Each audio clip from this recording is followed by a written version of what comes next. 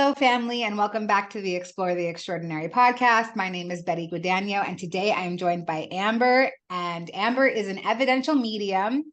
She presented at the 2023 IANDS conference in Washington, D.C., and I had the pleasure of hearing her speak there, and it blew me away. I'm so grateful for your willingness to come on the podcast and to have another conversation about all things spiritual. And I'm going to toss it over to you to kind of share a little bit about yourself, and then we'll get into a conversation. Thanks for your willingness to serve our community. Oh, well, thank you, Betty. And I am so grateful to be a part of this community, something that a community really that I never expected to be a part of. And I really didn't even know anything about until about a year ago. So I will just start by sharing a little bit of my story.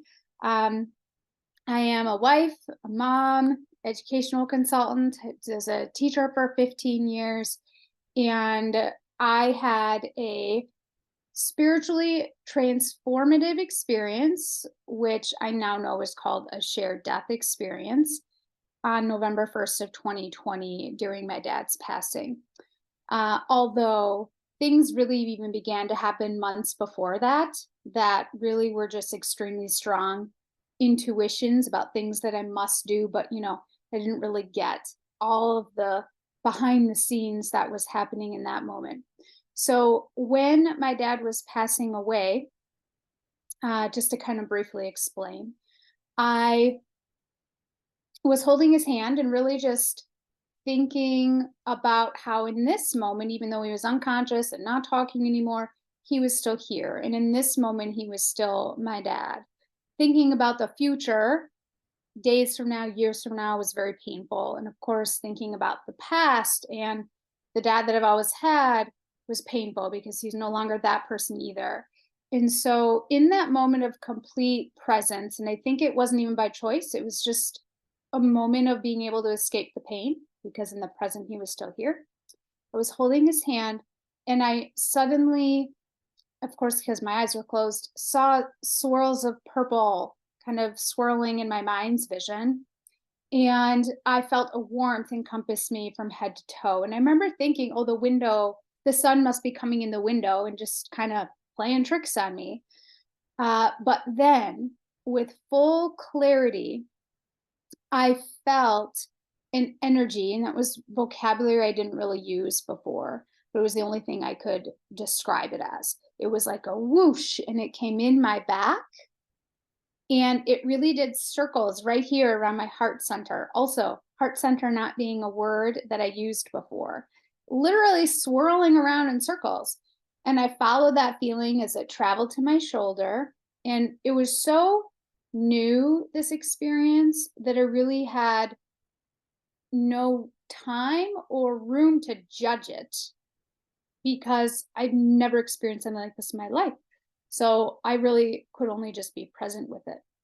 And that feeling traveled slowly down my arm and into my hand. And then I just knew with total certainty that that energy, feeling, whatever that was, went into my dad too. I just knew it. I knew it like knowing that the sky is blue. And in that moment, I just felt we are eternally bonded. I had no concept of what that could mean or why was I thinking this. It was just like I knew we're eternally bonded. And I was at complete peace. Complete peace. My dad, actually took his last breath hours later, but the journey, that was like just the very beginning of his letting me know that we are eternally bonded. And so it was the start of a breadcrumb journey. Real briefly, just hours later after he passed away, I drove to a park to go for a walk. I really wasn't in heavy grief. I grieved for the 2 years before my dad passed, simply because, he had terminal cancer. And it's really hard knowing your loved one is going to die. And so I did so much of my grieving beforehand. Plus, I had all this peace with me now. But of course, I was exhausted from the week. I had been with my dad for the entire week. And while I was in the car, I just started crying. It was more of a letting go of that exhaustion and the mental load of everything that had occurred. And as I started crying, I heard my dad's voice, actual voice in my mind say, "You've cried enough tears over me in your life, Amby. Get out of the car." And I thought to myself, well, where did that voice come from? But that is true. I have cried enough tears over my dad in my life. I got out of the car, I started walking, and I just said to myself, gee, I hope you're all right, Dad. But instantaneously, without a hesitation, I heard his voice in my mind again. And he said, "I'm just fine, Amby. I'm going to stick around here a while and help some people. And I'm happy about it." And in that moment, I stopped walking because I knew I, as Amber, would have never said that. If I were making up something that my dad would say with his own voice in my mind, I would have said something like, "Heaven's so beautiful. I'm with my granddad again, my parents, our dogs are here." That's what I would have said. I would have never come up with, "I'm going to stick around here a while and help some people." And so it was sort of a clue to me that, is there something else going on? And then I remember kind of asking myself, who would he be helping? I didn't even think, realize, or understand that it was going to be me that he was helping.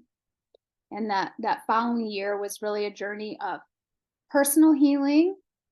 Um, yeah, personal healing, but also transformation in coming to understand that reality is so much greater than what our biology allows us to experience. I love that way that you just put that. That is like so perfect. Put it on the back of a book. Okay, that's great. So before we started talking, we were kind of having a conversation, and I kind of want to get into some of that stuff. So we were talking about some of the gifts that come up after a spiritual experience, and you've experienced that. So let's talk about what some of your gifts are. Well, the gifts, first of all, to you as a person, really probably have to do with healing and personal transformation. Not only was I able to experience some healing around some complicated things with my relationship with my dad, and we had a lovely relationship, but there were some really hard things too, especially in my childhood. And so, I think when we have things in our lives that have hurt us, even if we don't mean to, we tell ourselves a story about ourselves and what that hurt means about us. All of us have some little things of trauma and difficult things. And when we get injured in that way, we tell ourselves stories about ourselves. Maybe that we're not worthy, that we're really not lovable enough, all kinds of things.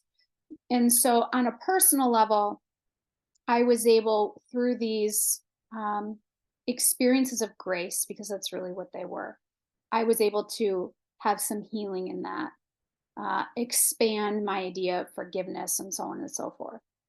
But I think things that we all experience, no matter what those little personal reconciliations that we might be making are way less anxiety. I have so much less anxiety in my life. I have so much less fear around lots of things.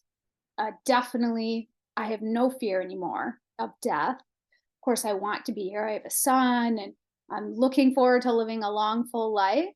But I absolutely do not fear it anymore, because I know what we will all experience and the love that will encompass us. Definitely much more joy. In particular, in that first year, it was like I was experiencing a union with all of life. Things that suddenly could seem so silly to me, like seeing a tree, and I know this will sound silly, but in a way, feeling like I am that tree and that tree is me. And it's not that I'm the tree is superior to me in any way, but it's almost like you're beginning to recognize the beingness of everything. Everything has its own beingness, and that's to be appreciated. And on a personal level, I also began to feel much more peace with people around me, less feeling upset by how other people believed about things, even if it were different from me, even if I felt their beliefs were maybe even harmful to others. It's not that I decided that that was fine, but it's more that I had this, you know what? It's like the mountaintop view. It's like being on a mountaintop and being able to see from a more holistic perspective a view of life. And when you're in the muck and you maybe haven't had experiences like this, it's harder. We're in the weeds with our emotions, and our emotions are more dominating our lives. But from that mountaintop view, it's not that we may never feel the emotion, but we see a bigger, broader picture, and we understand that in a weird way, every emotion has its own purpose. Um, every person is on their own path, and every single person, even the ones we don't like, are just as worthy as anybody else. Oh my goodness. Yes, I love that. I love the idea how you just phrased that even if you don't agree with a person's beliefs, and some people might think that they're harmful, that person is still allowed their spiritual autonomy, or that's at least what I took from what you were saying. And I think that that's such a huge realization, because I find in a lot of different spaces that people want you to believe what they believe. And if you don't believe what I believe, then you're wrong and you're innately bad. But that's not really how spirit sees things, because everybody's on their own journey to awareness, however it goes for them. And I really like that. So I love that you're talking about healing. That healing really opened you up to joy, peace, serenity, calm. These are all things that I feel every human desires. So did that healing lead you into your mediumship? Yes, well, it was sort of, all a part of the journey, very much so. I think that healing allowed me to have a daily bigger picture and not be so kind of mired in my own muck. I remember at one point thinking, it wasn't all sunshine and rainbows. There are some really hard moments in that journey. And one of the hardest parts is that I kind of one day had a breakdown, and I just felt like, who am I? What is real? What is my identity? I don't understand what's going on at all. And I had this knowing that I'm the same person, I have my same personality, I have my same morals, my same ethics, my same values, but yet I didn't feel like me at all. And it was very confusing. And in retrospect, I now understand that was just my ego kind of going away. We all have our ego always, and we're human. We're never going to not have that. But it was like the more true nature part of me was welling up and making its prominence known.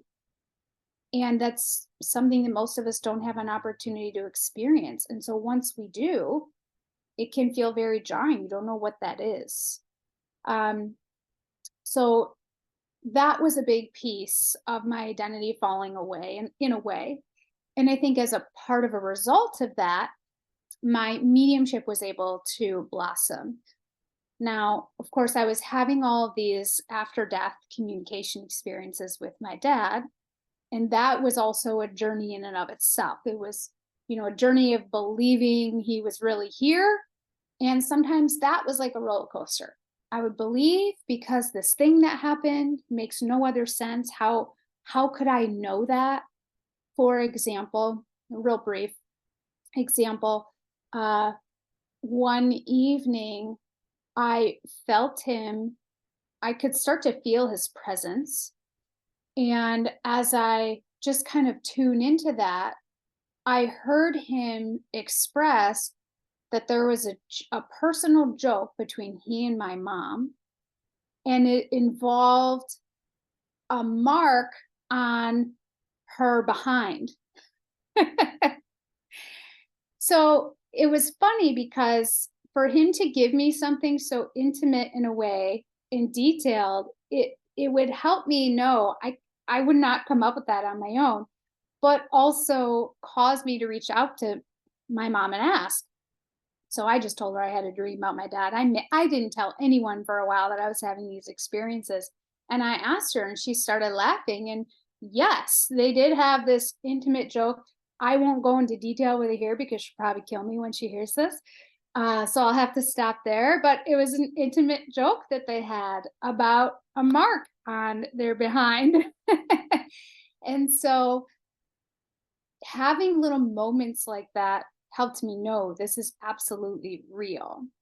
And as those experiences grew, there came a point where I first said, I accept. Actually, it was right around Christmas. And I remember saying, like the little girl in Miracle on 34th Street, because that's what I felt like.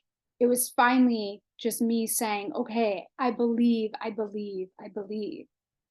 And after that, I had a moment where I said, okay, I'm medium and I have to accept it. And that was also a really important moment. Wow. Yeah. Thanks for sharing that. How important is it to get that confirmation from people to build up your own foundation in your ability? Well, for me, it was essential because I am a person who believes in science. And it's not that I had a complete lack of faith. My faith journey has probably, like many of us, changed throughout my life. And I've always believed in miracles, but in a weird way, I guess I thought like miracles aren't for me, they're for other people. And so when this started happening to me, doubt was probably the most common feeling that I had around every single experience at first. I was like looking for ways to believe that I was making this up. I was looking for ways to believe that somehow I was talking myself into these experiences. And I think because of that, my dad and spirit knew they had to give me mind-blowing experiences or I would not believe. And I don't know if that answers your question. What did Yeah, no, you? it does. Well, I think that, okay, so, I hear people all the time feeling like they have a gift and they're not sure what it is. And so I think to actually come out and say, I'm a medium, to claim that as a piece of yourself, I think it takes, number one, it takes a lot of courage, but I don't think that it just comes by not actually having tested this on people. Got And it. so, Well, yeah. So, and for me, that works a lot by, um, I would tell people, I had a dream about your loved one, and this is what, was told to me. Now, I want to make a statement for people that don't really know much about mediumship or have an understanding of mediumship. I don't walk around life and constantly hear messages. I'm not like the Long Island medium who's stopping people on the street. And not only is that probably not ethical, kind of in my opinion, but it's not really how it works. But in the very beginning, and this helped me understand and reflecting now, there is an orchestration happening. It's not just, I believe that one day science will be able to tell us how this communication is possible. I really believe that. But at the same time, it's not just science. There is an orchestration happening because that doesn't really happen to me anymore, very rarely. But in the beginning, it was happening all the time. But it needed to happen because I would not have pursued this journey if I wasn't forced to be following the breadcrumbs. For example, I might be in the driveway of my daycare provider and I would hear the voice of her brother that passed away as a teenager decades before I even knew her. And I knew it was his voice because it's a voice that I don't know and it sounds like a young man. And he would say something like, "She's great, isn't she?" And I'd kind of be so shocked. I'm hearing this voice. What is going on? And so I would ask back and I would get evidence. And then I could go to her and say, "Listen, I know this will sound ridiculous, but after my dad passed, I started having these experiences. I had this dream," is what I would say at first. And then I started not saying I had a dream. Then I just started saying, "I think I'm having these really interesting experiences," but I wouldn't say medium. And then there was one day, 1 year after my dad passed away, we went up to the house that I lived in when I was in high school, and we spread his ashes behind the house. They don't live there anymore. Someone else lives there now. And I knocked on the door to ask the owner if he would mind if I do this, of course. We made real quick chit chat. He said, "Sure, no problem." Um, and so then we did that. Well, the very next day, by this time I was doing morning meditations, I heard his family, his mom and his brother. And I just knew, it's like a knowing. I knew that they were his brother and his mother. I wrote down everything on a notepad in the hotel room, all of it. And I drove back to that house. And I remember thinking to myself, he is going to think I'm crazy. He had a lot of political flags out front, and I made all these assumptions. He is going to be the least woo woo person that I could ever imagine. How am I going to do this? But it was like this compelling feeling that I had to, and I knew it was coming from his loved ones. And so I wasn't going to lie. I was going to tell him, "I've been having these interesting experiences." And before just saying all the things, I was going to ask, "Is this something that you would like to hear or see?" Because I had it all written down. So that is what I did. I gave him all of this information on a piece of paper. And one of the things I had written down that his mother told me was that she had a very special kitchen pot holder. And she showed me the details. It was green and yellow flowers, a white pot holder, and I knew that it was handmade and had been passed down in her family. When he saw that, there were lots of other evidential things too. He looked at me and he said, "Can you hold on a second?" He went into his house, into the basement, into a buried box, in a pile of stuff, and brought out that pot holder. And he brought it outside. And he said, "There is no possible way that you could know about this. It's exactly as I had described it on the paper. And yes, her dad had made it with her, and it had been passed down, and no one was allowed to use it other than for decoration." Wow. It was beautiful. He called me because, we exchanged numbers, and he called me a few weeks later and he asked me, "Amber, why did this happen to me?" And without hesitation, and he meant like, why me? Why are my loved ones reaching out to me? And I love that question because that's what I was asking to myself when these experiences started happening to me. Why me? And without hesitation, I was able to say to him, "Larry, because you are worthy. You are worthy of the miracles in your everyday life. The big ones, the small ones, you are worthy. We all are." And that has been a huge part of this healing journey for me. And it was that day that I said, he responded back, "This has changed my outlook on life." He was sad, lonely, his family has all passed on. He said, "This has changed my outlook on life." And after that conversation, I said, "I'm a medium and I have to accept it." Wow. Wow. That is so beautiful. Thank you so much for sharing that.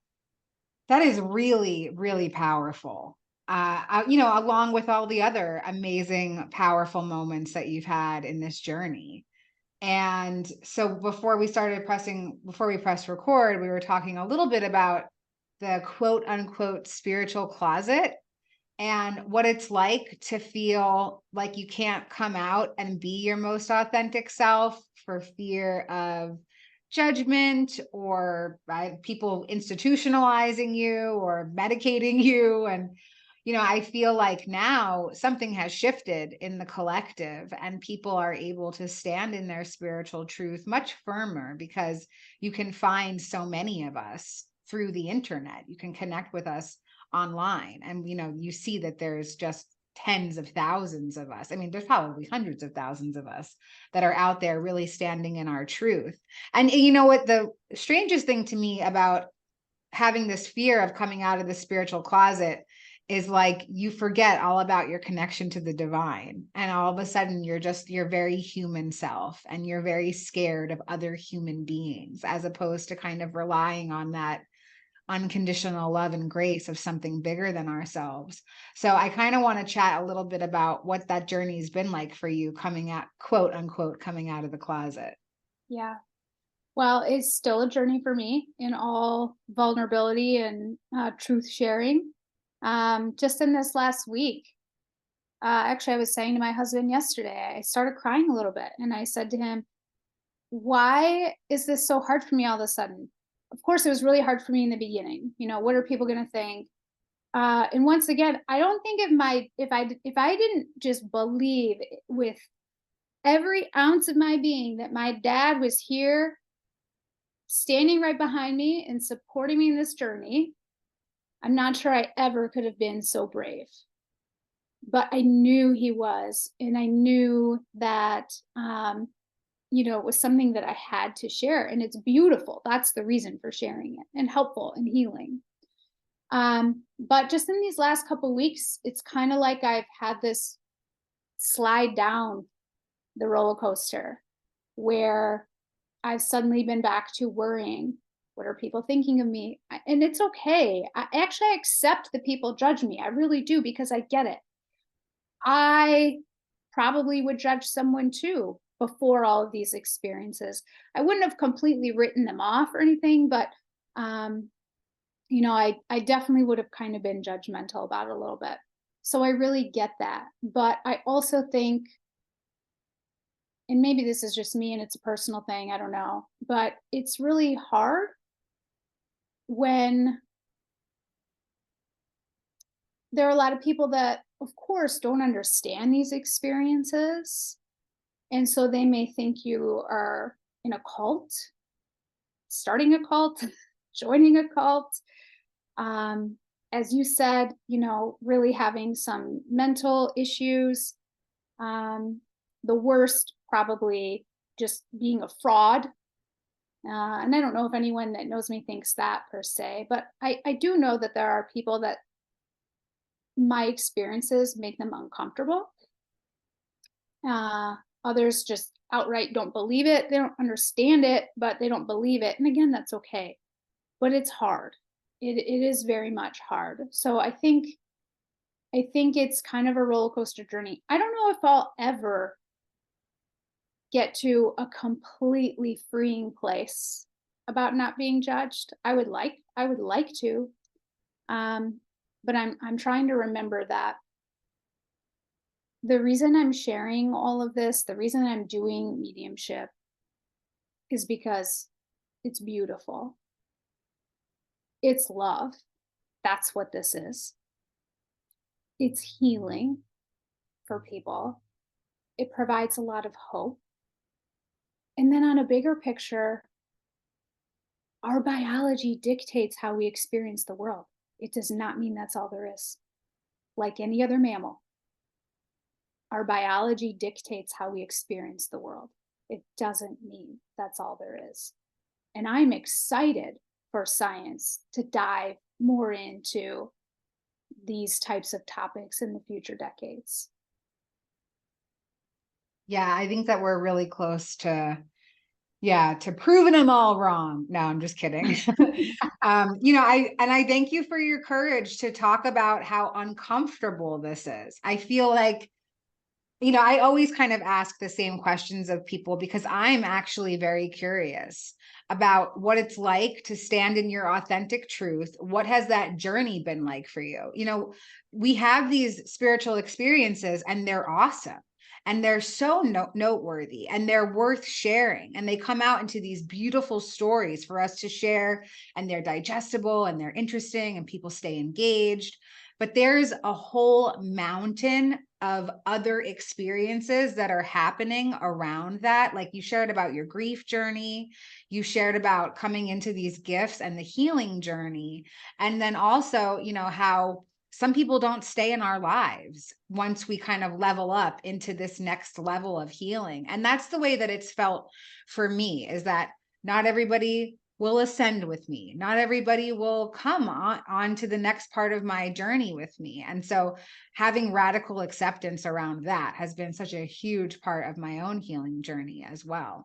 And there's this quote: I do not want to be considered sane in an insane world.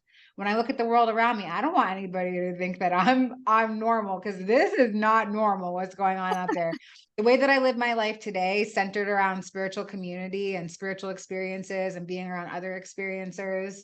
I mean, just being a human is a spiritual experience, but being around people that are open-minded, for me, that is leveling up in this human experience, Yeah. I'm really grateful for you, being so willing to share about the uncomfortable parts of this.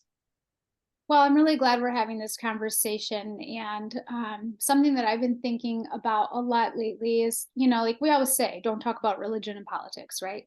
Well, anyone who knows me knows I'll always talk about politics, or at least I did a whole lot more before all of these spiritual experiences, because now I've got the mountaintop view. Um, but it can be uncomfortable for people, and I think what I really believe, and I would like people to know, is that this is not an either or. It's not atheism or religion. It's not one person is right or one person is wrong. It's not I'm right and everything else is wrong. It's not I'm the truth teller and nothing else is the truth. What is the truth is love. If you are finding that in community and atheism, and you're able to feel love, feel joy, and bring love to the world, amazing. If you're able to feel that in one of the three major religions and that's your experience, amazing. We're not all meant to be the same. Who wants to be in a world where everybody is the same? We're not meant for that. And so that's okay. But I worry that people sometimes see this as some kind of other, or maybe even worse, that it's something evil working within.